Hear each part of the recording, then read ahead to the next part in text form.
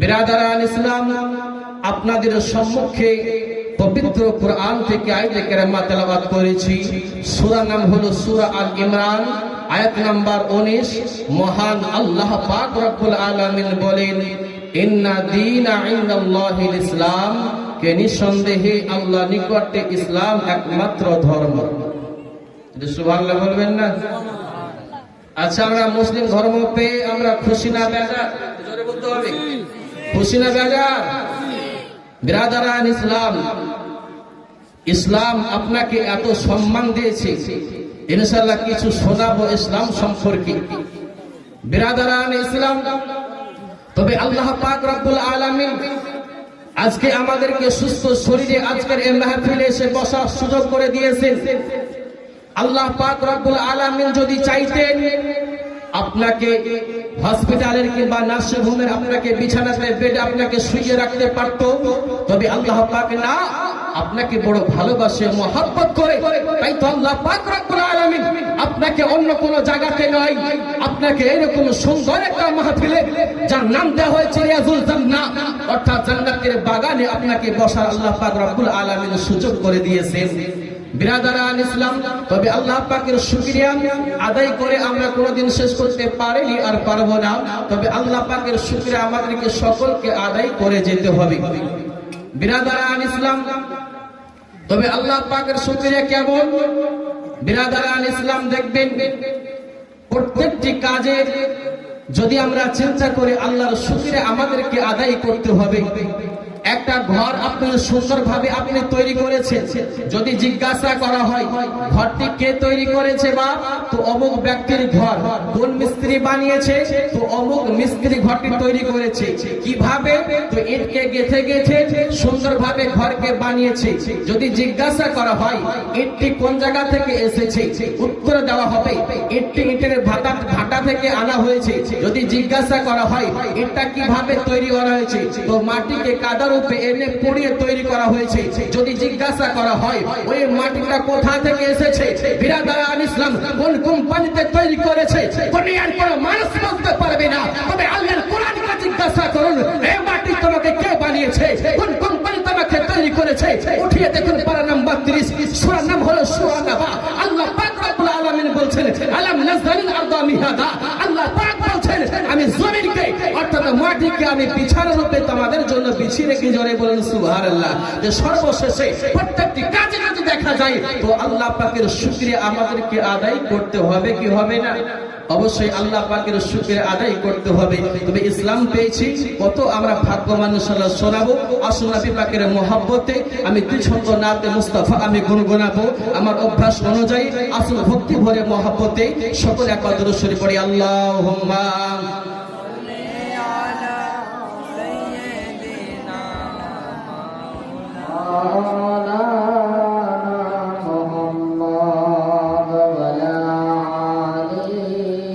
के नूर मोहम्मद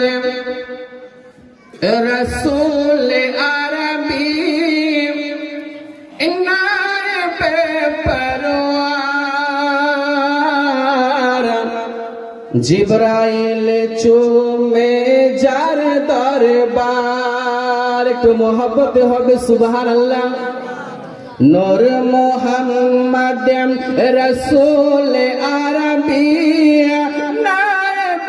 परवार जिब्राइल चूमे जार दरबार। केलाम থেকে হয় লা ইলাহা, আলিফ থেকে হয় আল্লাহ, মিম থেকে হয় নামে মুহাম্মদ যিনি রাসূলুল্লাহ। শহীদ আজম ইমাম হুসাইন নওসাতাহার জিবরাইল জোরে হবে চুমে যার দরবার, সকলে চুমে যার দরবার। নূর মুহাম্মদ রাসূল আরবি নায়েব পরওয়ার জিবরাইল চুমে যার দরবার। কোন ফেরেশতা জিবরাইল যিনি হলেন ফেরেশতাদের সর্দার, জোরে বলুন সুবহানাল্লাহ। তো জিবরাইল আলাইহিস সালাম আল্লাহর ফেরেশতা, ফেরেশতাদের সর্দার। আর ফেরেশতাদেরকে আল্লাহ পাক সৃষ্টি করেছেন কি দিয়ে? বল, নূর দিয়ে সৃষ্টি করেছে। আর নূরের ফেরেশতা জিবরাইল আলাইহিস সালাম পয়গম্বরে আযম নবী মুস্তাফার কদম মুবারকের মধ্যে চুম্বন দিয়েছেন, জোরে বলুন সুবহানাল্লাহ। এই জন্য তো আলা হযরত আযমুল বরকত মুজাদ্দিদ দ্বীন মিল্লাহ বলতে আছেন, সবসে আলা ও আওলা हमारा নবী কহ দিজিয়ে সুবহানাল্লাহ। এই জন্য কোন শায়ের বলছেন कि नूर मोहम्मद रसूल अरबी नायब परवार जिब्राइल चूमे जार दरबार के नबी न होले तैरी हतो ना ए विश्व জাহান। এই কথাটি পবিত্র হাদিসে রয়েছে প্রমাণ। আর নিজের খোদাই প্রকাশ না করতেন পরওয়ারদিগার জিবরাইল চুমে যার দরবার। নূর মুহাম্মদ রাসূল আরবি নায়েব পরওয়ার জিবরাইল চুমে যার দরবার। বিরাদারান ইসলাম, তবে আপনাদের সম্মুখে আয়াতে কারিমা তেলাওয়াত করেছি, ইন্না দীনা ইনদাল্লাহিল ইসলাম, যে নিঃসন্দেহে আল্লাহর নিকটে ইসলাম একমাত্র ধর্ম। বিরাদারান ইসলাম, তবে আল্লাহ পাক রব্বুল আলামিন এমন ভাবে দুনিয়াকে সৃষ্টি করেছে, বিরাদারান ইসলাম, আর দুনিয়ার মধ্যে আমাদেরকে সর্বশ্রেষ্ঠ আমার আল্লাহ পাক বানিয়েছে। তবে বিরাদারান ইসলাম, আল্লাহ পাক রব্বুল আলামিন আপনার সম্মানটা ইসলাম কত দিয়েছে। বিরাদারান ইসলাম, আপনি অত্যাচারী হতে পারেন, আপনি পাপী হতে পারেন, তবে দুনিয়ার মানুষ কিছু বলবে, এই দুনিয়ার বুকে বড় অত্যাচারী ছিল, বড় পাপী ছিল, মানুষকে বড় জ্বালাতন করেছে, একে আর জানাজা পড়াতে হবে না, মাটি দিতে হবে না, একে খাল করে একে পুঁতে দাও। বলবে কি বলবে না কিছু মানুষ? অবশ্যই বলবে। ইসলাম বলছে না, ও পাপ করেছে, শাস্তি আল্লাহ পাক দিবে। তুমি একজন মুসলমান, তোমার কর্তব্য হলো তাকে সুন্দরভাবে গোসলকে করিয়ে দাও, কাফনকে পরিয়ে দাও, জানাজার নামাজকে পড়িয়ে দিয়ে তাকে কবরের মধ্যে দিয়ে তুমি মহান আল্লাহর দরবারে দোয়া করো, জোরে বলুন সুবহানাল্লাহ। এই সম্মান আমাদেরকে ইসলাম দিয়ে, জোরে বলুন সুবহানাল্লাহ। তবে বিরাদারান ইসলাম, কথা হলো আল্লাহ পাক রব্বুল আলামিন এমন ভাবে আমাদেরকে সৃষ্টি করেছেন যে কেউ কারোর সঙ্গে মিল নাই। খালা মায়ের মতো নয়, মা খালার মতো নয়, ঠিক কি না? বাপ বেটার মতো নয়, বেটা বাপের মতো নয়। প্রত্যেকটি জিনিস এক সেম টু সেম আল্লাহ পাক কাউকে বানায়নি। এই জন্য তো তিনি হলেন স্রষ্টা আর আমরা হলাম সৃষ্টি, অর্থাৎ মহান আল্লাহ পাক রব্বুল আলামিন কেউ কারোর সঙ্গে আমাদের মিল নাই। আল্লাহ পাক দেখবেন, যদি তাই যদি হতো, আমাদের কলমের সিগনেচার, হাতের টিপ যদি একই হতো, তো ব্যাংকের মধ্যে আপনি টাকা রাখতে পারতেন না, কেউ টিপ দিয়ে আপনার টাকাকে তুলে নিত। তবে আল্লাহ পাক রব্বুল আলামিন কারোর মতো কাউকে বানায়নি। তাই কোন কবি লিখছেন, আচ্ছা মানুষ বলো দেখে রাত্রি কেন কালো, রাত্রি কালো না সাদা? আচ্ছা মানুষ বলো দেখি রাত্রি কেন কালো, সূর্য বলো কোথা থেকে পাইলো এত আলো, ফুলগুলো কেমন করে নানা রঙের হয়, পাতাগুলো সবুজ বটে ফুলের মতো নয়, আরে দুধ কেন এত সাদা, মরিচ কেন ঝাল, দুধ কেন এত সাদা, মরিচ কেন ঝাল, তবে আমগুলো কেমন করে পাকলে হয় লাল। আমরা সবাই বাস করে পৃথিবীর অঙ্গে, আর হাতের লেখা মুখের চেহারা মিলে না কারো সঙ্গে, আর মিলে না কলমের সয়ে, আরে বুড়ি আঙ্গুলের টিপ, আরে প্রমাণ হলো মহান আল্লাহ একজন আছেন, ঠিক, জোরে বলুন সুবহানাল্লাহ। তবে আব্বাজি সোনা মানিকেরাম, আল্লাহ পাক রব্বুল আলামিন আজকে এই জায়গাতে আমাদেরকে বসার সুযোগ করে দিয়েছেন। তবে কেউ চলে যাবেন না। আমি আগেই বলেছি, হাঁটুর ব্যথা, কোমরের ব্যথা এবং মাছের গলার মধ্যে কাঁটা যদি বিঁধে যায়, ইনশাআল্লাহ ঔষধ আপনাদেরকে দিয়ে যাব। কোরআন ও হাদিস থেকে যদি আমল করেন, অবশ্যই আপনাকে হাজার হাজার টাকা খরচা করে ও ডাক্তারখানাতে লাইন দিয়ে আপনাকে যেতে হবে হবে না, আপনাকে ডাক্তারের ফিস আপনাকে দিতে হবে না। সোনা মানিকেরা, আল্লাহ পাক রব্বুল আলামিন ও কুরআনুল কারীমকে শিফা বানিয়ে পাঠিয়েছে। জোরে বলুন সুবহানাল্লাহ। বিরাদারান ইসলাম, তবে যাই হোক, আল্লাহ রাসূল সাল্লাল্লাহু তাআলা আলাইহি ওয়াসাল্লামের জীবনী এই জায়গাতে আমরা শুনতে এসেছি। তবে সোনা মানিকেরা, কথা হলো আল্লাহ রাসূল সাল্লাল্লাহু তাআলা আলাইহি ওয়াসাল্লাম নবী মুস্তাফা এই দিন ইসলামটাকে প্রচার করেছিলেন। হযরত আল্লামা মাওলানা শাহ আলম চিশতি সাহেব ওয়াজ করছিলেন, সাইয়্যিদিনা হযরত ইমাম হুসাইন হাসান রাদিয়াল্লাহু তাআলা আনহুদেরকে নিয়ে দ্বীন ইসলামের জন্য তারা কি করেছেন। আমার আপনার নবী মুহাম্মদুর রাসূলুল্লাহ একটা যুদ্ধের কথা আমার মনে পড়ে গেল। যুদ্ধটি ঘটনাটা এসেছে বুখারী শরীফের মধ্যে। আল্লাহ নবীকে সাহাবায়ে কেরামরা খবর দিল, নবী গো, আমাদেরকে মারার জন্য প্ল্যান করা হয়েছে। ইয়া রাসূলুল্লাহ, মক্কার কাফেরেরা আমাদেরকে ষড়যন্ত্র করেছে, আমাদেরকে আঘাত করবে, আমাদেরকে কতল করে দিবে। ইয়া রাসূলুল্লাহ, আমরা খবর পেয়েছি। আল্লাহ নবী আমার কি করলেন, সাহাবায়ে কেরামদেরকে একত্রিত করে বসালেন। আর বসার পরে আল্লাহ নবী আমার সাহাবাদের নিকটে নবী আমার পরামর্শ নিয়েছেন। বলুন সুবহানাল্লাহ। আল্লাহ নবীকে আল্লাহ পাক শিক্ষা করে পাঠিয়েছিলেন। আর এই থেকে আমরা শিক্ষা পেলাম, প্রত্যেকটি ভালো কাজের জন্য আমাদেরকে পরামর্শ করার প্রয়োজন আছে কি না। পরামর্শ করলে সেই কাজটি সাকসেসফুল ভালো হয়। আল্লাহ নবী ডাক দিলেন সাহাবাদেরকে। আল্লাহ নবীর সাহাবীরা হাজির হয়ে গেল। আল্লাহ নবীর সাহাবী হযরত সালমান ফারসি রাদিয়াল্লাহু তাআলা আনহু নবীকে বলতে আছে, হুজুর, আপনি যদি হুকুম দিন আমি কিছু বলতাম। ইয়া রাসূলুল্লাহ, আপনি যদি হুকুম দেন আমি কিছু পরামর্শ দিতাম।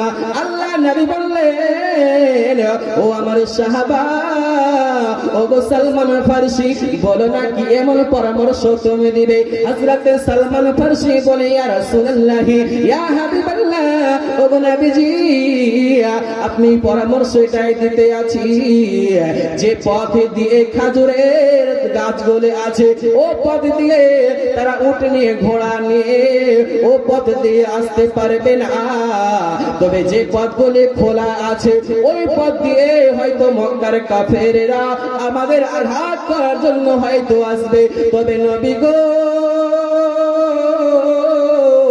আমি হুকুম দিয়ে আমি বলতে আছি, ইয়া রাসূলুল্লাহ, ওইগুলো রাস্তাগুলোকে আমরা খাল খনন করব, যাতে করে ওপার থেকে এপার যেন দ্রুত গতি তেজ ঘোড়া ওপার থেকে এপার এক লাফে যেন না আসতে পারে। জোরে বলুন সুবহানাল্লাহ। আল্লাহ নবীর যেন কথাটি সালমান ফারসির পছন্দ হলো। সাহাবাদেরকে বলল, গো আমার সাহাবারা, এই হযরতে সালমান ফারসির পরামর্শটা আমার বড় পছন্দ হয়েছে, তোমাদেরকে কিছু বলার আছে।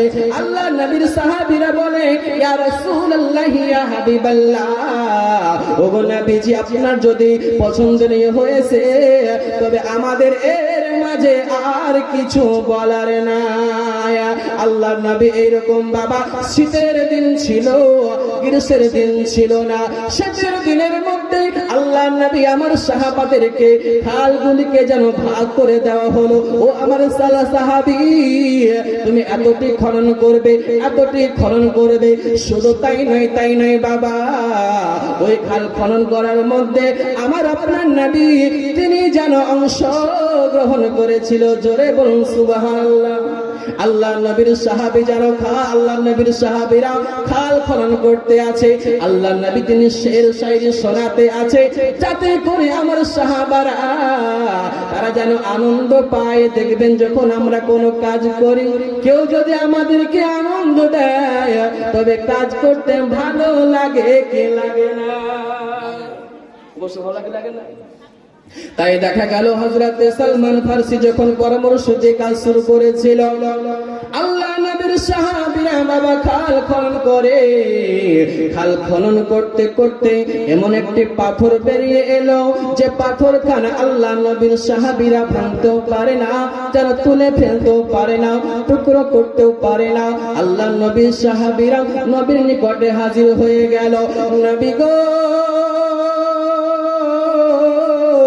ইয়া রাসূলুল্লাহ, এমন একটি খাল, এমন একটি পাথর বেরিয়ে এসেছে যে পাথরটি আমরা ভাঙতে পারি না, যে পাথরটি আমরা তুলে ফেলতেও পারি না। আল্লাহ নবী জানো ওই জায়গার মধ্যে হাজির হয়ে গেল। সাহাবাদের নিকট থেকে জানো বাবা সেই যন্ত্র বাজন যন্ত্রখানা নিল, কোদালখানা নিল, জানো এমন করে নবী আমার জানো নবুয়তের শক্তিতে যেই না আঘাত করেছে, যেন সঙ্গে সঙ্গে আঘাতে পাথরখানা যেন টুকরো টুকরো হয়ে যায়। জোরে বলুন সুবহানাল্লাহ। পাথরখানা টুকরা টুকরা হয়ে গেল, যেটা সাহাবীরা পারেনি সেটা আমার আপনার নবী তিনি যেন করে দেখিয়েছেন। আল্লাহ পাক আমার নবীকে কত ক্ষমতার অধিকারী করেছিল। এই কোন কবি লিখছেন, তুমি কত শক্তিশালী বোঝা বড় দায়া, এক ইশারায় আসমানের চাঁদ দুটুকরো হয়ে যায়। তুমি কত শক্তিশালী বোঝা বড় দায়া, এক ইশারায় আসমানের চাঁদ দুটুকরো হয়ে যায়। তুমি শামস দুহা বদরে দুজা আমিনুল আরবি নবী, তোমায় দেখলে পাওয়া যায় গো জান্নাতের চাবি নবী, তোমায় দেখলে পাওয়া যায় গো জান্নাতের চাবি। জোরে বলুন সুবহানাল্লাহ। আগে দরুদ শরীফ আল্লাহুম্মা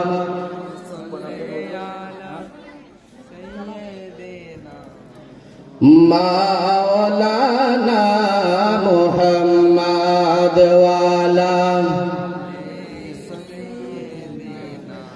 মাওলানা মুহাম্মদ। বিরাদার ইসলাম, তবে আল্লাহ পাক আমাদেরকে রেখেছে দুনিয়ার বুকে, তবে আল্লাহ পাকের শুকরিয়া আমরা কোনোদিন শেষ করতে পারিনি আর পারবো না।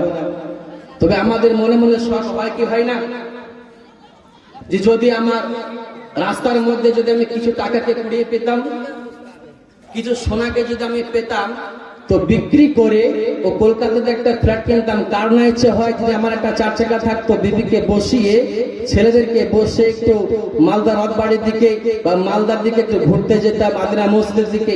ইচ্ছে হয় কি হয় না? সকলের ইচ্ছে হয়, কার না ইচ্ছে হয়। তবে এক চাষির কথা মনে পড়ে গেল। এক চাষি চাষ করতে গেছে, বাপ চাষ করতে করতে ওকে আর চাষ করতে ভালো লাগে না। মনে মনে চিন্তা করে, আল্লাহ এই চাষ আর কতদিন করব, যদি একটা এই চাষ করতে করতে নাঙ্গলের নাঙ্গলের খালের মধ্যে যদি একটা কেজি 5 যদি একটা সোনা যদি পেয়ে যেতাম তো বিক্রি করতাম, একটা গাড়িকে কিনতাম, ও কলকাতাতে ফ্ল্যাট কিনতাম। মনের বড় ইচ্ছা ছিল, চাষ করতে আর ভালো লাগে না। তো হঠাৎ করে একদিন চাষ করতে করতে করতে করতে একটা কেজি 5 একটা সোনা অবশ্যই তিনি পেয়ে গিয়েছি। তো মনে বড় আনন্দ, মনে বড় খুশি, ও আনন্দে উল্লাসিত হয়ে বলেন, ও নাঙ্গল আর গরু সেই জমির মধ্যে থেকে গেল। জমির সাইডে ছিল একটা নদী, ও নদীর বড় বড় পানির ঢেউ চলছিল। বাপ ও আনন্দে উল্লাসিত হয়ে নদীর মধ্যে নেমেছে। নামার পরে বলেন, সুন্দর করে সেই 5 কেজি সোনা বলেন একটু মাটি লেগে আছে, একটু বালু লেগে আছে, সুন্দরভাবে তিনি আনন্দ উল্লাস আর পরিষ্কার করতে আছে। আর অন্তর তার বাগ বাগ হতে আছে, আজকে বিক্রি করে দিব, আজকে টাটা শরণ যাব, আজকে আমি গাড়িকে ক্রয় করব, আজকে আমি সব জায়গা ঘুরবো। এইরকম বলে ইচ্ছা করতে করতে চিন্তা করতে করতে পানির বড় একটা ঢেউ চলে আসে, আর তার সোনাটি জানো পানির মধ্যে পড়ে যায়, হাত ফসকে পড়ে যায়, আর এক জায়গা থেকে আর এক জায়গায় চলে যায়। বিশেষ করে মা বোনেরা বলতে পারবে, বিশেষ করে পুকুরে যারা হয়তো থালি বা কোনো বর্তন যখন পরিষ্কার করে, তো এক জায়গায় পড়লে আর এক জায়গায় যায় কি যায় না? অবশ্যই চলে যায়। ও ব্যক্তি বলেন, খুব যখন ও জায়গাতে খুব যখন খোঁজ করে খুঁজে যখন পেল না, মাইন্ডটা চেঞ্জ হয়ে গেল। তিনি একটা জিকির করতে আরম্ভ করলো, ধোয়ার থেকে না ধোয়াই ভালো ছিল। কি বলছে? ধোয়ার থেকে না ধোয়াই ভালো ছিল। এই জিকির করতে করতে বাপ ও মাঠ থেকে বাড়ি দিকে চলে আসছে। তো কিছু লোক জিজ্ঞাসা করছে, ও পটল ভাই, মাঠে তো গরু নাঙ্গল থেকে গেল, কি ব্যাপার, তুমি নিয়ে আলে না? তো বলছে, শোনো ভাই, ধোয়ার থেকে না ধোয়াই ভালো ছিল। কি বলছে? ধোয়ার থেকে না ধোয়াই ভালো ছিল। আচ্ছা, যে ব্যক্তি প্রশ্ন করছে, জিজ্ঞাসা করছে, ও কিছু বুঝতে পারবে? কিছু বুঝতে পারে না। তো মনে মনে চিন্তা করলো, ভাই একে কি জিন ভূতে পেয়েছে কিনা, হঠাৎ করে এরকম কথা বলছে। আমি বলছি এক, উত্তর দিচ্ছে এক। তো যে জিজ্ঞাসা করে বলছে ধোয়ার থেকে না ধোয়াই ভালো ছিল। এই বলতে বলতে বাড়ির মধ্যে হাজির হয়ে গেল। বিবি জিজ্ঞাসা করে, মা জিজ্ঞাসা করে, বাপ জিজ্ঞাসা করে, কি হলো পটল বাপ, গরু কোথায়, নাঙ্গেল কোথায়? বলছে, শোনো মা, ধোয়ার থেকে না ধোয় ভালো ছিল। বাপ জিজ্ঞাসা করে, বাপ বলে, আব্বা ধোয়ার থেকে না ধোয় ভালো ছিল। এই খবর বললেন। আচ্ছা, যদি আপনাদের মহানগর গ্রামে যদি এইরকম ঘটনা ঘটে, আচ্ছা বাড়িতে আর লোক আনবে? সব লোক তার বাড়িতে হাজির। যে জিজ্ঞাসা করে ধোয়ার থেকে না ধোয়াই ভালো ছিল, একই উত্তর দেয়। বিবিকে পরামর্শ দেওয়া হলো, টাকা ব্রেন শর্ট হয়েছে হয়তো, তো রাজবাড়িতে যাও, কোন ডাক্তার অবস্থায় পেয়ে যায়, ভালো ডাক্তার আছে, ব্রেন, তাকে দেখিয়ে এসে। সঙ্গে করে ডাক্তারখানাতে গিয়েছে, বিবি বলে নিয়ে গিয়েছে। ডাক্তারকে বলা হয়েছে, ডাক্তার বড় একটা প্রেসক্রিপশন করে দিয়েছে যে টাকা ব্রেন শর্ট হয়েছে, ঠিক হয়ে যাবে ওষুধ খেলে পরে। ওষুধ যখন বলে নেওয়া হয়েছে, কিছু পয়সা কিন্তু বিবির শর্ট হয়। ওষুধের দোকানে গিয়ে বলে, ভাই 1000 টাকা কম হচ্ছে, আগামীকাল তোমাকে দিয়ে দিব বা দিয়ে যাবো। ঠিক আছে। দেখ, ওষুধের দোকানে দেখছে যে আমারও কিছু লাভ হবে, 10% যদি ছাড় দিতাম, সেটা তো আমি দিচ্ছি না। বাকি যখন করেছে, ওষুধ নিয়ে বাড়ির মধ্যে হাজির হয়েছে।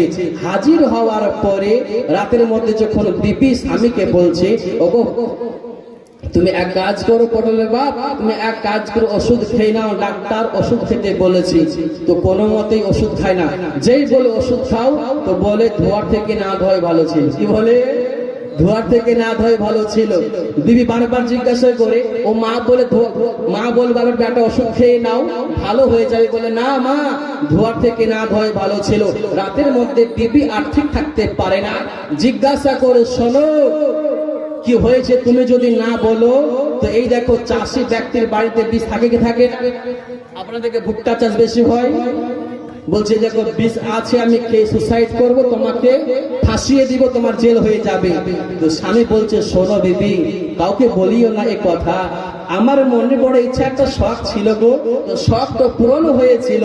তবে এইরকম ব্যাপার, সোনাটি পাওয়ার পরে নদীর মধ্যে পরিষ্কার করতে গিয়ে ও পানির বড় একটা ঢেউ এসে হাত থেকে পড়ে যায়, আর এক জায়গা থেকে অন্য জায়গায় চলে যায়। তো বিবি উত্তর দিচ্ছে, কি আয় আল্লাহ, এ সোনার থেকে না শোনাই ভালো ছিল। কি বলছে? বিবি বলছে, সোনার থেকে না শোনাই ভালো ছিল, আর স্বামী বলছে ধোয়া থেকে না ধোয়াই ভালো ছিল। এ দুজন ছিল, একজন হয়ে গেল দুজন। এ দুজনে কিন্তু জিকির করতে আরম্ভ করেছে। সকাল হয়ে গেল, পাড়া প্রতিবেশী আত্মীয় স্বজন জিজ্ঞাসা করছে যে, আচ্ছা বলো গো, কেমন আছে, কোনো পরিবর্তন? তার স্ত্রী বলছে, সোনার থেকে না শোনাই ভালো ছিল, সোনার থেকে না শোনাই ভালো ছিল। এই উত্তর কিন্তু তারা আর বুঝতে পারে না। এই খবরে গ্রামে আরো ছড়িয়ে গিয়েছে। বলে ছিল একটা, দুটো পাগল হয়ে গেছে। এ বলছে ধোয়ার থেকে না ধোয়াই ভালো ছিল, বিবি বলছে সোনার থেকে না শোনাই ভালো ছিল। বলেন গ্রামের ব্যক্তি সব হাজির হয়ে গেছে। এ ডাক্তার ওষুধের দোকানে দেখছে পয়সা তো দিয়ে গেল না, একদিন পার হয়ে গেল, এসে হাজির হয়ে গেল। বলেন ও জায়গাতে, বলছে কি ব্যাপার বহিন, পয়সাটা তো দিলে না, 1000 টাকা তুমি বাকি করে এসেছো? তো তা উত্তর দিছে সে ওষুধের দোকানে, যে ভাই পয়সা কি দিব, সোনার থেকে না শোনাই ভালো ছিল। কি বলছে? সোনার থেকে না শোনাই ভালো ছিল। পেশেন্ট বলছে ধোয়ার থেকে না ধোয় ভালো ছিল, তার স্ত্রী বলছে সোনার থেকে না শোনাই ভালো ছিল। তখন ডাক্তার বলছে কি, ওষুধের দোকানে বলছে ধার দিয়া থেকে না দিয়ে ভালো ছিল। কি বলছে? ধার দিয়া থেকে না দিয়ে ভালো ছিল। ও বলছে ধোয়ার থেকে না ধোয় ভালো ছিল, দিদি বলছে সোনার থেকে না শোনাই ভালো ছিল। আরে ওষুধের দোকান এটা ফার্মেসি বলছে এ ধার দিয়া থেকে না দিয়াই ভালো ছিল। আচ্ছা, এখানে কি বুঝতে পারলেন? সকলের মনে বড় আশা ছিল, বড় শখ ছিল, তবে এই শখ আল্লাহ পাক যদি পূরণ করে তবে আপনাদেরকে ইনকাম করতে হবে হক ও হালাল ভাবে। ওইরকম হারামি কামাই খেয়ে বড় বাড়ি বড় ঘর করে দুনিয়ার মুখে রেখে কবরের মধ্যে যে কোনো লাভ নাই বাপ। কারণ কবর আপনি যখন যাবেন একাই আপনাকে থাকতে হবে, দুনিয়া থেকে যাবে। তাই কোন কবি লিখছেন, কে রঙ্গরসের দিন ছিল আমার একদিন, 12 ঘন্টা বেলা বুঝিয়ে সন্ধ্যা হইল, পাখি বুঝে উড়ে যাবার সময় হলো। ঠিক না? দেহা তত্ত্ব 12 ঘন্টা যখন শেষ হয়ে যায় ও পাখি উড়ে উড়ে নিজের গন্তব্যস্থানে নিজের বাসাতে চলে যায়, যে দিন শেষ হয়ে গেছে, রাত্রি ঘন হয়ে আসছে, আর আমার থাকা যাবে না। আব্বাদি সোনা মালিকেরা, আবার আপনার শরীর থেকে যদি একদিন যে আমাদের প্রাণে রূহ নামক পাখি আছে, এই পাখির সময় শেষ হয়ে যাবে, আমিও আপনি চলে যাব। মসজিদের মাইকে এলান হয়ে যাবে, অমুকের পিতা নাই। হয় কি হয় না? তাই কোন কবি লিখছেন, রঙ্গরসের দিন ছিল আমার একদিন, 12 ঘন্টা বেলা বুঝিয়ে সন্ধ্যা হইল, পাখি বুঝে উড়ে যাবার সময় হলো, পাখি বুঝে উড়ে যাবার সময় হলো। ছিল শরীরে চামড়ার টান, মিষ্টি সুরে গাইতাম গান, গলার আওয়াজ আমার কত দূরে যাইতো,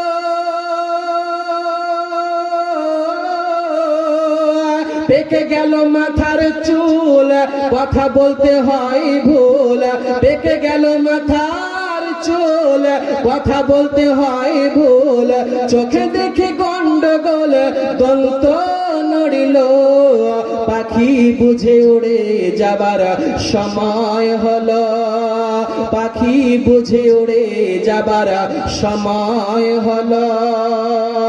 ঘন ঘন আসে দম, কানেতে শুনি কম, ভাবি বুঝি জম আমার ঘুরতে লাগিল। মানুষের শেষ অবস্থা যখন হয়, আচ্ছা ঘন ঘন দম খায় না বাপ, বড় বড় দম আসে, চিন্তা করে যে না দুনিয়া থেকে সময় শেষ, মালাকুল মউত ইসরাইল হাজির হয়েছে। তাই কোন কবি লিখছে নিজের ভাষাতে, ঘন ঘন আসে দম, কানেতে শুনি কম, পিছে পিছে জম আমার ঘুরতে লাগিল, পিছে পিছে ইসরাইল আমার ঘুরতে লাগিল, খাটো হয়ে আসছে পাও, ভিন্ন হলো সর্বদা, খাটো হয়ে আসছে পাও, ভিন্ন হলো সর্বদা, ভাবি বুঝে সময় আমার ফুরিয়ে আসিল, পাখি বুঝে উড়ে যাবার সময় হলো, পাখি বুঝে উড়ে যাবার সময় হলো। আমার আব্বাজি সোনা মানিকেরা, ও আল্লাহ নবী সাল্লাল্লাহু তাআলা আলাইহি ওয়াসাল্লাম জঙ্গে খান্দকের ময়দানের মধ্যে আল্লাহ নবীর একজন সাহাবী, যার নাম হলো হযরত জাবের রাদিয়াল্লাহু তাআলা আনহু, আল্লাহর নবীর পেটের দিকে তাকে লক্ষ্য করে দেখে, আল্লাহ নবী পেটের মধ্যে পাথর বেঁধে আছে। হযরত জাবের রাদিয়াল্লাহু তাআলা আনহু তিনি যেন চিন্তা করতে আছে, আয় আল্লাহ, ও নবী না হলে দুনিয়া হতো না, ও নবীর জন্য আমরা সম্মান পেয়েছি, ও নবী যদি বলে দেয় উহুদের পাহাড় তো সোনা হয়ে যায়, তবে উহুদের পাহাড় সোনা হয়ে যাবে। আমার নবী নিজের জন্য কখনো তিনি কোনো কিছু চাইনি। আব্বাজি সোনা মানিকেরা, হযরতে জাবির দেখে নবীর পেটের মধ্যে পাথর বাঁধা আছে। ও সোনা মানিকেরা, আপনার আমার ঘরে খাবারের কোনো অভাব নাই, আপনার আমার ঘরে টাকার কোনো অভাব নাই, আপনার আমার ঘরে পোশাকের কোনো অভাব নাই, তবে আমার নবী মুস্তাফা নিজের জন্য চিন্তা করেনি, উম্মতিদের জন্য চিন্তা করেছিলেন। তাই তো দেখা গেল হযরতে জাবির দেখতে পায় নবীর পেটের মধ্যে পাথর বাঁধা আছে। হযরতে জাবির চিন্তা করে বাড়ির মধ্যে যদি কোনো খাবার থাকে নবীকে দাওয়াত করে বাড়ির মধ্যে আমি খাওয়াইব। আল্লাহ নবীর নিকটে হাজির হয়ে গেল। নবীকে বলে, হুজুর আপনি একটু হুকুম দেন, আমি বাড়ির দিকে যেতে চাই।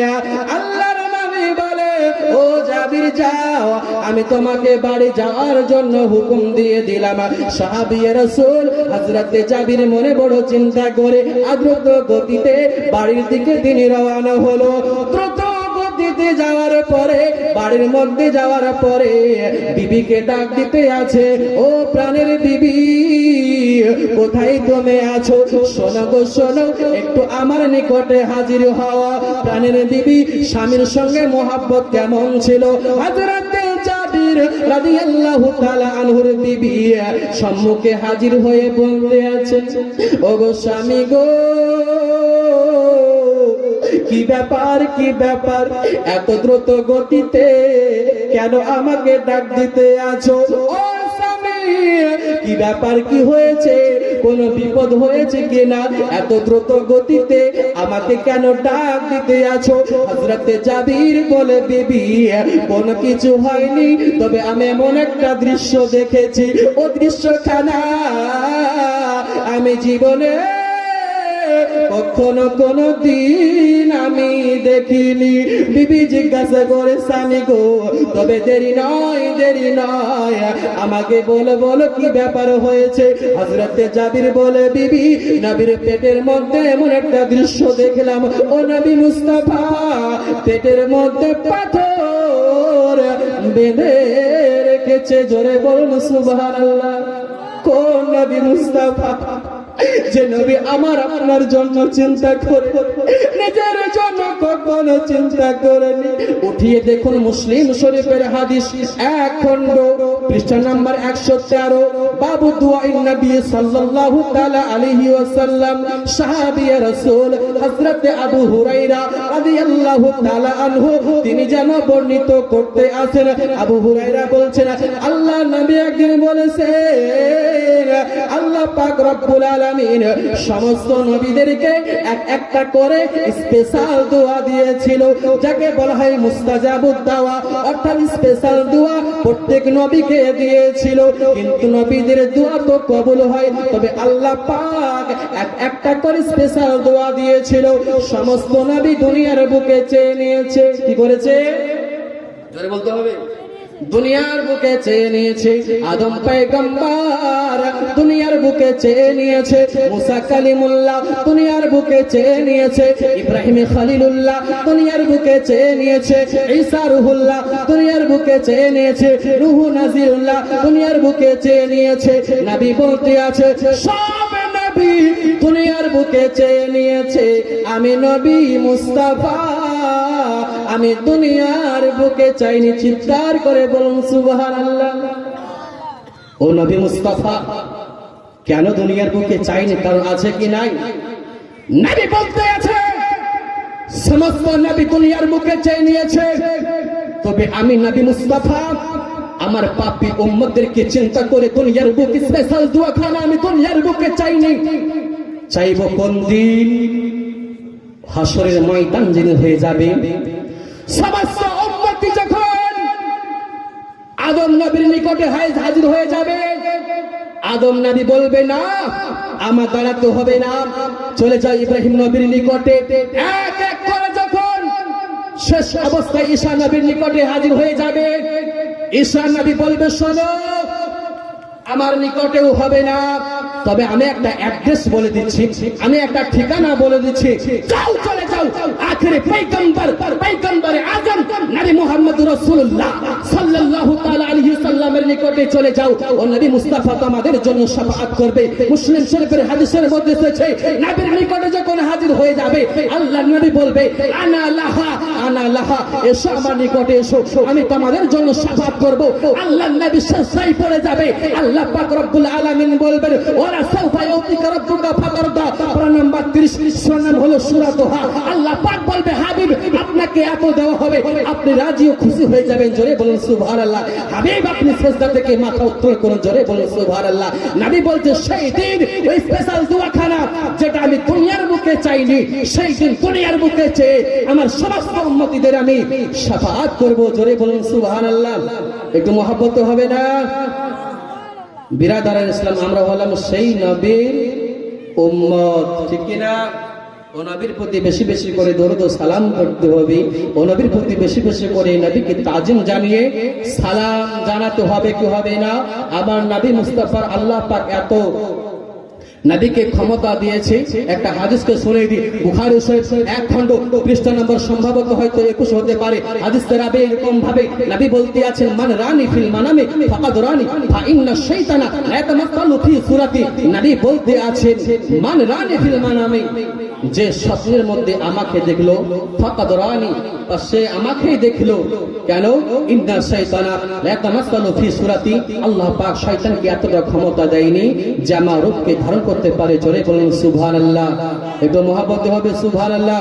শুধু তাই নয়, মদিনার মধ্যে আপনি চলে যান, বাইহাকী শরীফের হাদিসের মধ্যে এসেছে নবী আমার বলছেন মান যারা কবরি ওয়াজাবাত লাহু শাফাআতি। নবী আমার বলেন আমার রওজা মুবারককে যে একবার দর্শন করে নেবে, জিয়ারত করে নেবে, আমি নবী মুস্তাফা তার শাফাআতের জন্য ওয়াজিব। জোরে বলুন সুবহানাল্লাহ। আল্লাহুম্মা সাল্লি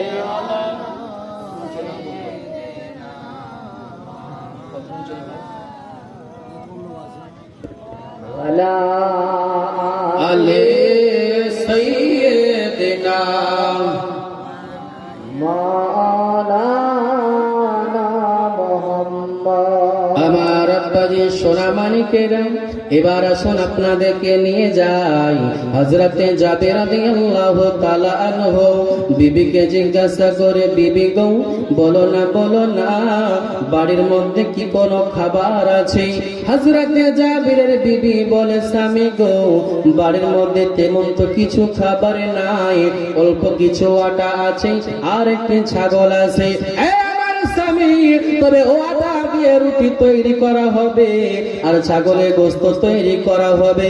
স্বামী গো ও খাবার দিয়ে আমরা নবীকে দাওয়াত করে খাওয়াবো। জোরে বলুন সুবহানাল্লাহ। আব্বাজি সোনা মানিকেরা, তাই যেন এরকম ভাবে হযরতে জাবির রাদিয়াল্লাহু তাআলা আনহু ছাগলকে জবাই করে দিলেন, গোশতকে তৈরি করে দেওয়া হলো, বুটি বুটি তৈরি করে দেওয়া হলো। হযরতে জাবিরের বিবি বলে এ আমার স্বামী গো তবে আর দেরি নয় আমার রাসূলুল্লাহকে যাও দাওয়াত করে এসো। হযরতে জাবির রাদিয়াল্লাহু তাআলা আনহু টুক টুক টুক টুক টুক টুক করে আমার নবীর নিকটে হাজির হয়ে গেল। নবীকে বলে নবী গো ইয়া রাসূলুল্লাহ ইয়া হাবিবাল্লাহ, নবীজি আমি আপনাকে দাওয়াত দিতে আছি আর আপনি একাই না, সঙ্গে করে আপনি কিছু সাহাবাকে নিয়ে যাবেন। চিৎকার করে বলুন সুবহানাল্লাহ। নবীর পেটের মধ্যে পাথর বাঁধা ছিল। হযরতে জাবিরের কথা শুনে নবী বলতে আছেন ওগো জাবির শোনো, কি এমন খাবার তৈরি করেছো? বলে ইয়া রাসূলুল্লাহ ছাগলকে জবাই করেছি, গোশত তৈরি করা হবে, অল্প আটা আছে, খমিরকে তৈরি করেছি। নবী বলতে আছে এ জাবির শোনো, ওই গোশত তৈরি করে চুলহা থেকে তুমি হান্ডিখানা নামাবে না আর তুমি ওই আটার খমির তৈরি করে রেখে দিবে। আমি যতক্ষণ পর্যন্ত না যাব ততক্ষণ পর্যন্ত তুমি রুটি তৈরি করবে না। নবী যখন বলা হলো, হযরতে জাবির বলে, হুজুর ঠিক আছে তাই হবে। আল্লাহর নবী এবার যেন বলতে আছে, এই জঙ্গে খন্দকের ময়দানের সাহাবারা, শোনো শোনো, তোমাদেরকে সকলকে দাওয়াত থাকলো হযরতে জাবিরের বাড়িতে, আমার সঙ্গে তোমরা দাওয়াত খেতে যাবে। জোরে বলুন সুবহানাল্লাহ। তাই কোন কবি লিখছেন, হযরতে জাবির হয়ে হাজির নবীজির কাছে, দেখে নজরে তার উদরে পাথর বাঁধা আছে। হযরতে জাবির হয়ে হাজির নবীজির কাছে, দেখে নজরে তার উদরে পাথর বাঁধা আছে। ওগো যাহার হাতে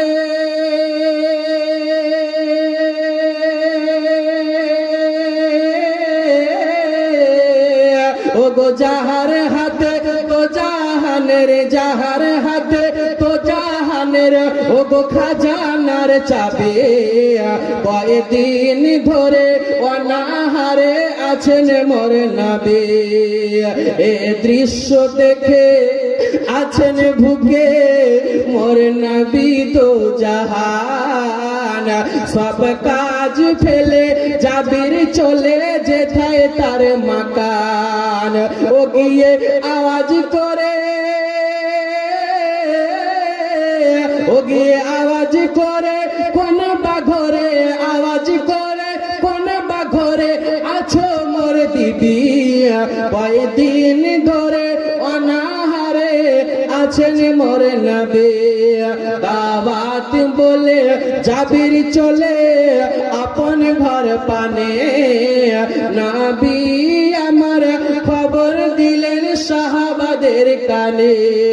ও গো দাওয়াত খেতে হবে যেতে, দাওয়াত খেতে হবে যেতে, ও গো যত সাহাবী কয়েকদিন ধরে অনাহারে আছেন মোর নবী। আপাত সোনা মালিকেরা, আমি বুঝতেও পারছি অতিরিক্ত কুয়াশাও চলে এসেছে। যা হোক, তবে আমি এর আগে বলেছিলাম যে কিছু ঔষধ আমি দিয়ে যাব, ঠিক কিনা? বলে গেছিলেন আপনারা। আচ্ছা, আপনারা নিবেন? হাও দিতে হবে, যদি নেন তবে দিব। আচ্ছা, প্রয়োজন আছে? আচ্ছা, একজন হয়েছে। আচ্ছা, ব্যথাকার আছে? আর কারণ নেই? আচ্ছা, দুজন তিনজন ইনশাল্লাহ। এর আগে বলেছিলাম যদি কেউ মাছের কাঁটা যদি কাউরের গলাতে যদি বেঁধে যায়, তো কুরআনী আয়াত, কুরআন পাকে আল্লাহ পাক রব্বুল আলামিন একটু সূরা দিয়েছেন। সূরার নাম হলো সূরা ওয়াকিয়া। কোন সূরা বাপ? সূরা ওয়াকিয়ার 83 নম্বর আয়াত। কত নম্বর বললাম? 83 নম্বর আয়াত। ফালাউলা ইদা বালাগাতিল হুলকুম। আপনি গলার মধ্যে হাত দিয়ে আপনি এই দোয়াটি পড়বেন। কিভাবে পড়বেন? প্রথমে 7 বার দরুদ শরীফ পড়বেন, দোয়াটি পড়তে থাকবেন, আবার শেষে দরুদ শরীফ পড়বেন। ইনশাআল্লাহ আল্লাহ পাকের রহমতে আপনার কাঁটা অটোমেটিক সরে যাবে। তবে ডাক্তারের নিয়ম হলো, সর্বপ্রথম ডাক্তারের নিয়ম তো আমি আপনাদেরকে বলে দিই, যদি কারো হঠাৎ করে কাঁটা যদি লেগে যায়, সর্বপ্রথম আপনি আয়নার সম্মুখে হাজির হবেন।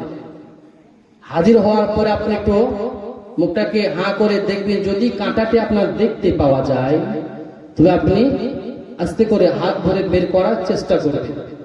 তাতেও যদি না হয়, তবে যে দোয়া শিখিয়ে দিলাম সূরা ওয়াকিয়ার 83 নম্বর আয়াত, আমি কার্ড আমি আপনাদেরকে দিয়ে যাব। যদি কেউ খুঁজে না পান, তো ইনশাআল্লাহ আমি হয়তো লিখে দিতে পারি।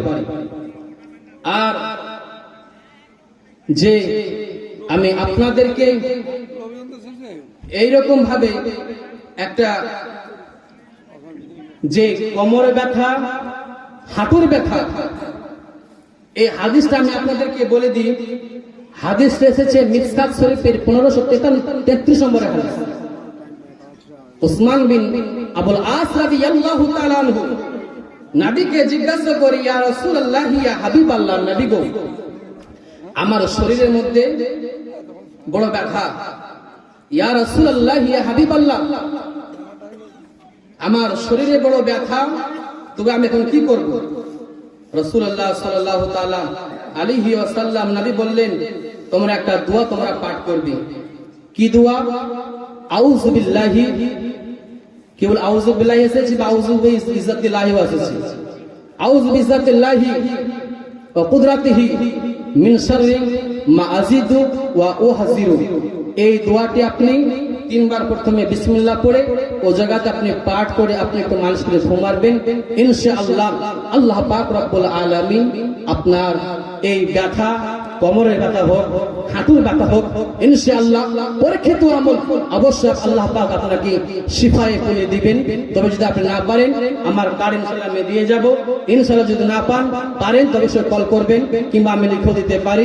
বিরাদার ইসলাম, তবে যাই হোক, অনেক সময় হয়ে গেল। যেমন অবস্থা সেরকম ব্যবস্থা, ঠিক না? অবস্থা দেখে ব্যবস্থা। কারণ আমি ওই বক্তা নয় যে শ্রোতাকে কষ্ট দিয়ে ওয়াজ করতে হবে। যতটি প্রয়োজন ততটা প্রমাণ দেওয়া ঠিক কি ঠিক নাই? বেশি খাবার খেলে যেন আপনার হজম হয় না, পথ হজম হয়ে যায়, তো বেশি বললে হয়তো আপনার শোনার যদি মন থাকে, আমি যতই সুর সঙ্গীত হাদিস বলি না কেন, তবে আপনাকে ভালো না লাগতেও পারি। তো বিরাদার ইসলাম, আমি ওই বক্তা, অল্প আলোচনা করি যতটি প্রয়োজন। তবে বিরাদার ইসলাম, শেষ অবস্থাতে আমার ভাইজানের তরফ থেকে একটা আবেদন এসেছে, আমিও একটা গজল পড়ে যাব। আপনারা যদি পারেন ইনশাআল্লাহ, জি মৌলানা আসানুল রিজভীর হাতের মধ্যে এই জলসার মাহফিলের জন্য ঈদগার উন্নতি কল্পে আমি কিছু হুজুরের হাতের মধ্যে কিছু নাজরানা আমি দিব এবং ঈদগার উন্নতি কল্পে আমি দান করব। ইনশাআল্লাহ এই দান আপনার কখনো বিফল যাবে না। আপনার মনের মধ্যে আপনি এক কাপ চা খাবেন, 5 টাকা খরচ হবে কি হবে না? আপনার এখন যদি একটা মাথার মধ্যে ব্যথা হয়, শরীরে পেটের মধ্যে যদি ব্যথা হয়, আপনি ডাক্তারখানাতে যাবেন, ছবি আপনাকে লিখে দিবে, 7 থেকে 800 টাকা আপনার খরচ হতে পারে। তবে বিরাদারান ইসলাম, আমি 700-800 টাকা চাইবো না, আমি 10, 20, 50 করে আমার হাতের মধ্যে যে যা পারেন অবশ্যই আপনারা দিয়ে যাবেন, আর আমি নাম্বার দিয়ে যাব। ইনশাআল্লাহ আপনারা এই দোয়াগুলো কন্ট্যাক্ট করে অবশ্যই নিয়ে নেবেন। বিরাদারান ইসলাম, আসুন একটু ছোট্ট করে দোয়া পড়ে আমি নাটটি পড়ে ইনশাআল্লাহ বিদায় নিব। আল্লাহুম্মা সাল্লি আলা সাইয়্যিদিনা মাওলানা মুহাম্মদ ওয়া আলা আলি সাইয়্যিদিনা মাওলানা মুহাম্মদ সাল্লাল্লাহু আলা মুহাম্মাদিন সাল্লাল্লাহু আব্বাদু সোনা মালিকেরা, যে জাঙ্গুকের খানদের ময়দানে নবী মুস্তাফার পেটের মধ্যে পাথর বাঁধা ছিল, ও নবীর মোহাব্বতের উম্মত আমরা, যে নবী আমার আপনার শাফাতের জন্য স্পেশাল দোয়াখানা আমাদের জন্য রেখে দিয়েছে, ও নবীর মোহাব্বতে আজকে আমি দেখতে চাই এই জায়গার মধ্যে অনেক মা বোন বসে আছে, অনেক যুবক ভাই বসে আছে, ও নবীর মোহাব্বতে নবী নাম করে আপনারা ইনশাআল্লাহ আমি নামখানা পড়ছি, আপনারা যে যা পারবে দিবেন। কে অগো আমার কবর ভাঙ্গা, মাশাআল্লাহ দেখেন আমার একজন বোন চলে এসেছে, মাত্র 200 টাকা দাতা। নারে তাকবীর, নারে রিসালাত। কে অগো আমার কবর ভাঙ্গা মাটি, মাশাআল্লাহ কি নাম? মুস্তার রহমান। নারে তাকবীর, নারে মুস্তার রহমান সাহেব 1000 টাকা দাতা। নারে তাকবীর, নারে রিসালাত। কি নাম? কত আছে? নারে তাকবীর, নারে রিসালাত। আব্দুল মান্নান সাহেব জিন্দাবাদ, 1000 টাকার দাতা। নারে তাকবীর। আকবর আলী সাহেব নারে তাকবীর। আল্লাহ। 200 টাকার দাতা এই দেখেন আমরা 5 টাকা দিয়েছেন। নারে তাকবীর। দেখেন আমার বোনা থাকতে পারেন যে হুজুর যখন বলেছে যে না দিকে থাকতে পারি, এই দেখেন কমসে কম না আছে তো 4 থেকে 500 টাকা দিয়ে গেছে। আল্লাহ পাক আমি দোয়া করব যে আশাতে যে উদ্দেশ্য আমার বন্ধ দিয়েছে আল্লাহ পাক ওই উদ্দেশ্যকে যেন পূরণ করে দেয়, তার অসুখ বিসুখকে আল্লাহ পাক যেন ভালো করে দেয়। সকলে পড়ি আমিন। আমিন। এই দেখেন আমার মাও থাকতে পারেনি, আল্লাহ মায়েদের আমার উদার দিন, আল্লাহ পাক রব্বুল আলামিন আর মায়ের দানকে যেন কবুল করে নেয়। কোমরে ব্যথার জন্য যে বললেন ও আচ্ছা ইনশাআল্লাহ দিব। ওয়ালাইকুম আসসালাম।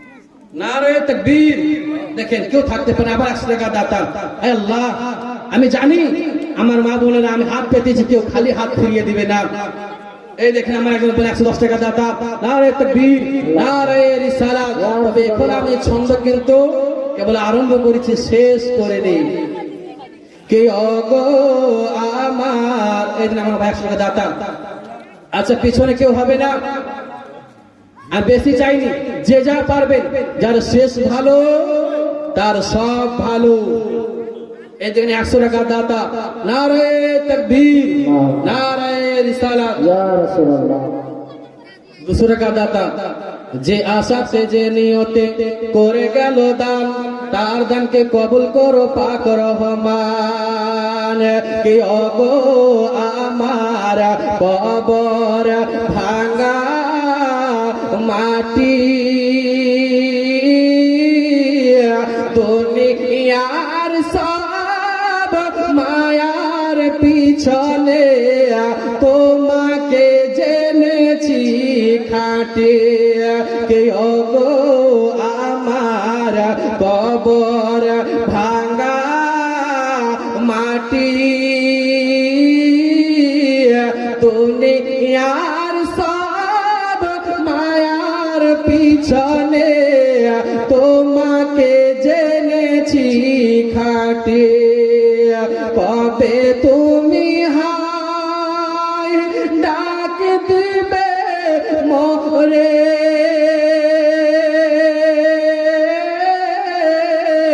তোমার শীতল তলে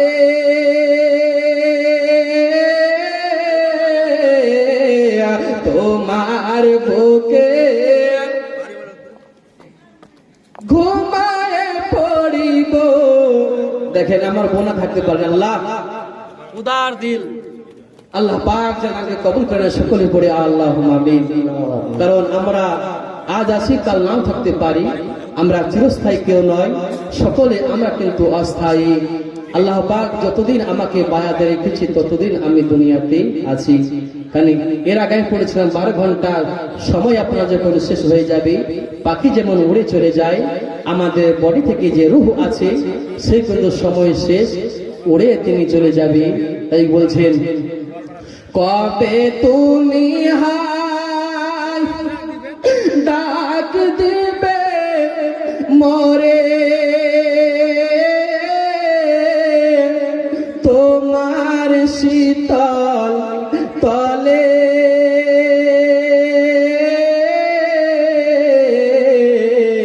তোমার বুকে ঘুমায় পড়িব, এ বিশ্বের মায়া ভুলে। দেখেন 200 টাকা দাতা। নারে তাকবীর, নারে রিসালাত। যার শেষ ভালো তার সব ভালো। এই মাওলানা আসান ও রেজবি হয়তো আগামীকাল আপনাদের নিকটে আর থাকবে না, কারণ আমাকে সব হয়তো নাও পেতে পারেন। বিরাদার ইসলাম তবে যদি চান হুজুরের হাতে আজকে দান, ইনশাআল্লাহ ঈদগাহের উন্নতি কল্পে হুজুরের হাতে কিছু দিয়ে দিব ইনশাআল্লাহ। এই দান আপনার বিফল যাবে না। আমি আগেই বলেছিলাম অসুখ বিসুখ আমাদের বড় চলে আসে, হাজার হাজার টাকা আপনার খরচা হয়ে যায়। আল্লাহ পাক সকলকে আমাদেরকে যেন সুস্থ রাখে, সকলে পড়ে আমিন। আল্লাহ পাক আমাদেরকে সকলকে যেন রুজি রোজগারে ইনকামে যেন বরকত দেয়, সকলে পড়ে আমিন। আল্লাহ পাক আমাদেরকে সকলকে যেন হক ইনকাম করার, হক ইনকাম করার যেন তৌফিক দেয়, সকলে পড়ে আমিন। আমি জানি আমার অনেক মা এখনো বসে আছে, দেখেন এই দিন চলে আসছে, আহা আমার মা বসে থাকতে পারেনি। আল্লাহ এই মায়েদের আল্লাহ দানকে যেন কবুল করে নেয়। আয় আল্লাহ উদ্দেশ্য দিয়েছে যেন পূরণ করে দেয়। আয় আল্লাহ খবরের মধ্যে যেন মুনকার নাকিরের সওয়ালকে যেদিন দুনিয়া ছেড়ে চলে যাবে সেদিন যেন আসান করে দেওয়া হয়। কবে তুমি হাই ডাক দিবে কি মা কি নাম মারহুম আনাহার। নারে তাকবীর, নারে রিসালাত। আনার বিবি তার মৃত স্বামীর নামে দান করেছে। যাক আল্লাহ পাক তিনি যে উদ্দেশ্য দিয়েছে তার উদ্দেশ্য যেন পূরণ করে দেয়, সকলে পড়ে আমিন। 500 টাকা তিনি দিয়েছেন, আয় আল্লাহ আমাদের মায়েদেরকে যেন কবুল করে নেয়। আচ্ছা আমি শুধু দেখছি মায়েদের দিক দিকতে আসছে। আচ্ছা ভাইরা কি কম? একটা কথা আমি বলে দিই। আচ্ছা আল্লাহ পাক রব্বুল আলামিন কাদের বেশি সম্মান দিয়েছে? কেন দিতে হবে সম্মান? কাদের বেশি দিয়েছে গো? মায়েদের সম্মান বেশি দিয়েছেন। নবী বলছেন মায়ের কদম তলে জান্নাত, জোরে বলুন সুবহানাল্লাহ। মায়েদের সম্মান আমার আল্লাহ পাক এত দিয়েছে বলে তুলনা করা যাবে না। আল্লাহ পাক কোরআনে বলছেন ওয়াবিল ওয়ালিদাইনি ইহসানা, তোমরা তোমাদের মাতা পিতার সঙ্গে উত্তম ব্যবহার করো, ঠিক না? আচ্ছা শুধু কি আমার নবী মুস্তাফা স্রষ্টা আল্লাহ পাক কি সম্মান দিয়েছে, আর কেউ কি সম্মান দেয়নি? আপনারা হয়তো জানেন না। শুধু তাই নয়, হাদিসে কোরআন তো বললাম, তো এটা আপনারা শুনে নিন। আচ্ছা পশ্চিমবঙ্গের মাননীয় মুখ্যমন্ত্রীকে সম্মান দেয়নি মায়েদের? পঞ্চায়েতে প্রধান হবে কে? তো মায়েদের নামটা আছে। পশ্চিমবঙ্গের মুখ্যমন্ত্রীকে তো মাননীয় মমতা ব্যানার্জি। মায়েদের সম্মান তিনিও বাড়িয়েছে। কি দিয়েছে? লক্ষ্মী ভান্ডার 500 ছিল কি ছিল না? আবার ঘোষণা করেছে সম্ভবত ফেব্রুয়ারি চলছে, এপ্রিল মে থেকে হয়তো 1000 টাকা দিবে, ঠিক না? তো পশ্চিমবঙ্গের মাননীয় মুখ্যমন্ত্রী পর্যন্ত মায়েদের সম্মান দিয়েছে। ছিল 500, 1000 করে দেওয়া হয়েছে, সম্মানকে বাড়িয়ে দিয়েছে। আচ্ছা বলুন তো এবার আমি জিজ্ঞাসা করি, আচ্ছা সৌন্দর্য আল্লাহ পাক কাদেরকে বেশি দিয়েছে, পুরুষকে না নারীদেরকে? বলতে হবে পুরুষদেরকে না নারীদেরকে? আমি সম্মান তো মায়েদের বললাম। দেখতে সুন্দর আল্লাহ পাক কাদেরকে বেশি বানিয়েছে? দেখতে সুন্দর পুরুষদেরকে বেশি বানিয়েছে। কেন? মায়েদের চোখে কাজল দিতে হয়, পুরুষের কিন্তু চোখে কাজল দিতে হয় না। ভুরু প্লাগ মায়েদেরকে করতে হয়, পুরুষদেরকে করতে হয় না। মেকআপ মায়েদেরকে করতে হয়, পুরুষদেরকে করতে হয় না। পুরুষ না পুরুষ, আল্লাহ পাক এমনি সৌন্দর্য দিয়েছে। একটা প্যান্ট একটা জামা পরে দাঁড়িয়ে যাক, এমনিতে কিন্তু হ্যান্ডসাম আল্লাহ পাক আমাদেরকে বানিয়েছে। কিন্তু কথা হলো আল্লাহ পাক বলছেন হুন্না লিবাসুল লাকুম ওয়া আনতুম লিবাসুল লাহুন্না। স্বামী আর স্ত্রী হলো পোশাক, ঠিক না? আল্লাহ পাক রব্বুল আলামিন পোশাকের সঙ্গে তুলনা করা হয়েছে। স্বামী হলো স্ত্রীর পোশাক, স্ত্রী হলো স্বামীর পোশাক। আল্লাহ পাক একের মহব্বত যেন বাড়াতে সকলে পড়ে আল্লাহুম্মা আমিন। আমার একজন ভাই দিয়ে গেল না তো কমসে কম হয়তো 1000 টাকা। নারে তাকবীর, নারে রিসালাত। 1000 টাকা দাতা, নারে তাকবীর। এই দেখেন আমার 100 টাকা, আবার 100 টাকা। নারে তাকবীর, নারে রিসালাত। আমি সম্ভবত ভেবেছিলাম হয়তো যে আমার হাতে কিছু হয়তো ঈদগাহের উন্নতি কল্পে জালসা হয়তো কিছু আসবে না। ইনশাআল্লাহ কমসে কম না 10 থেকে 12,000 টাকা ইনশাআল্লাহ আমার হাতের মধ্যে পৌঁছে গেছে। সব হলো মায়েদের, আপনাদের দান। এই দান আপনার বিফল যাবে না। কারণ দুনিয়ার বুকে আপনি যেমন টাকাকে আপনি অ্যাকাউন্টের মধ্যে ঘরে আপনি রাখুন, আপনার কেন বিপদে আপনার কোনো কাজে আসবে। আমি হঠাৎ করে হয়তো কোনো প্রয়োজনীয় টাকাকে তুলে আনবো, আমার প্রয়োজনীয় কাজে খরচা করা হবে। বিরাদারান ইসলাম, মোট কথা হলো এই দান আপনার বিফল আপনার যাবে না।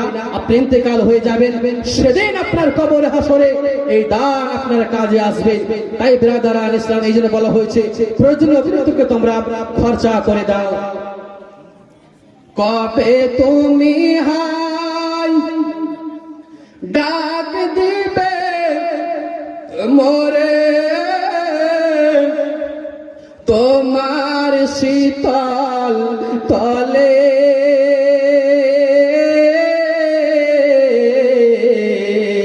তোমার বুকে ঘুমিয়ে পড়িব।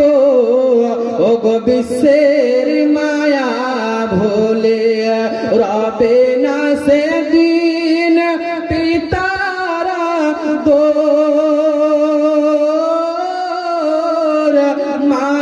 স্নেহের চোম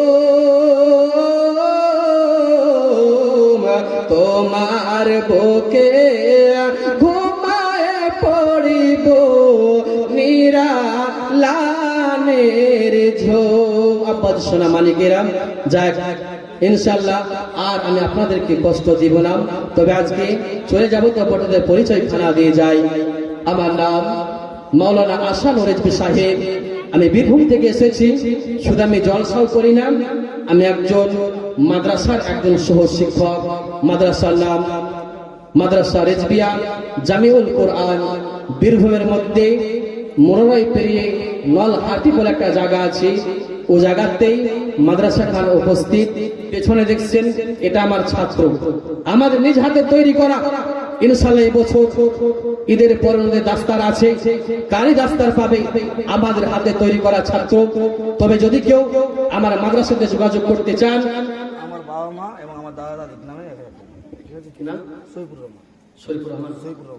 নারে তাকবীর, নারে রিসালাত, সৈফুর রহমান সাহেব, নারে তাকবীর। 1000 টাকার দাতা। দেখেন পুতা দরকার তো এরকম দরকার, নানা নানি দাদা দাদির নামে 1000 টাকা। ইনশাআল্লাহ দোয়া হবে, আল্লাহ পাক তাদের কবরকে হাত দিয়ে খুশি চওড়া করে সকলে পড়ে আমিন। তাদের কবরকে যেন জান্নাতের বাগিচা বানিয়ে দেয়, আল্লাহ পাক যেন রাজি হয়ে যায়, সকলে পড়ে আমিন। তবে যাই হোক, পরিচয় আমি দিয়ে যাই। মাদ্রাসার নাম হলো মাদ্রাসা রেজবিয়া জামিউল কোরআন। তবে সেই মাদ্রাসাতে শুধু আরবি ক্লাস হয় না, বাংলাও একজন মাস্টার আছে, খুব সুন্দরভাবে বাংলা পড়ানো হয় এবং প্রত্যেকটি ছাত্রের ভবিষ্যতের বাংলা শিক্ষা প্রয়োজন আছে কিনা, বাংলা শিক্ষার প্রয়োজন আছে। পাশে স্কুলে ভর্তি করে দেওয়া হয়েছে। ওদের থেকে বাংলা, এদিক থেকে আরবি, দুটো শিক্ষায় সুশিক্ষিত করে ছেলেদের ভবিষ্যৎ উজ্জ্বল করা হয়। তবে বিরাদারান ইসলাম মাদ্রাসাগুলো চলে দিন ইসলামের খিদমত। আপনার আমার সহযোগিতাতে যদি কেউ সহযোগিতা পাঠান, অবশ্যই আমার সঙ্গে কন্ট্যাক্ট করবেন। আর যদি কেউ কোনো ছাত্রকে যদি আমার মাদ্রাসাতে ভর্তি করতে চান, অবশ্যই যোগাযোগ করবেন। ঈদের পরে 10 দিন পরে অবশ্যই আপনারা যোগাযোগ করে ভর্তি নেওয়া হবে। তো বিরাদারান ইসলাম, হায়াত বাকি তো মোলাকাত বাকি, ঠিক কিনা? ইনশাআল্লাহ যদি আবার কোন সুযোগ পাই, ইনশাআল্লাহ বিস্তারিত আলোচনা হবে। নবী মুস্তাফা কিভাবে গিয়েছিলেন, কতটি খাবার ছিল, ও খাবারে কি কি মিশ্রিত করা হয়েছিল, ইনশাআল্লাহ হাদিস ও কোরআন থেকে, বেদ ও কোরআন থেকে অবশ্যই বিস্তারিত আলোচনা হবে। বিরাদারান ইসলাম, তবে আমি বলেছিলাম যে আমলের কথাগুলো সম্ভবত আমার কাছে এখন লেখা নেই, কিছু কার্ড আছে, অবশ্যই আপনারা ফোন করে আমার কাছে জেনে নেবেন। তো ব্রাদার ইসলাম, আপনাদের সম্মুখে আয়াতে কারিমা তেলাওয়াত করেছিলাম, ইন্না দীনা ইনদাল্লাহিল ইসলাম, নিঃসন্দেহে আল্লাহর নিকটে ইসলাম একমাত্র ধর্ম। তবে আমরা বড় ভাগ্যবান, আমরা মুমিন মুসলমান। সকলে পড়ে একবার আলহামদুলিল্লাহ। তবে যাই হোক, ইনশাআল্লাহ আবার সাক্ষাৎ হবে না। যদি আপনারা গাজলের মোড়ে সাক্ষাৎ হয়, চলে যাবেন।